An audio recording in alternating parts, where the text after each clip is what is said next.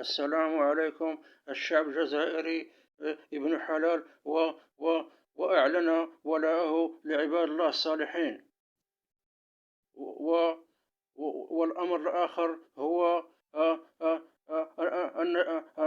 أن الفئة المسلمة من الشعب عندهم مناعة نفسية، ولا يمكن الاحتيال عليهم، وخاصة أهل الصحراء، الولايات الجنوبية.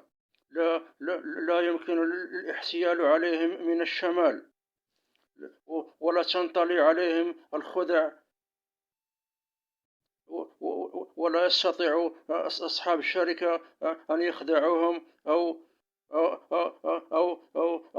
يطلوا عليهم حيلة.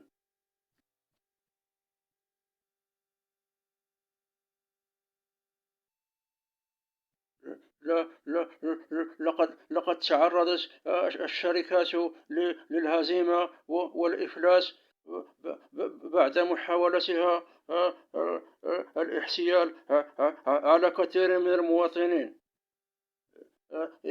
استهداف المواطن هو ضرورة بالنسبة إليهم، ولكن في الجنوب من الصعب أن يستهدفوا أبناء الشعب.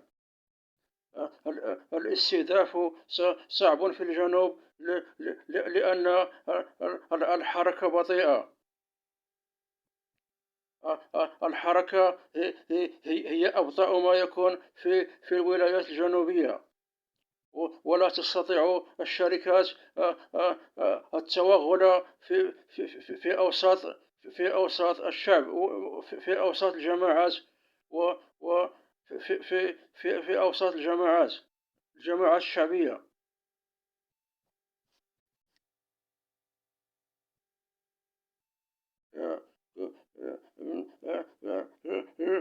لقد ف...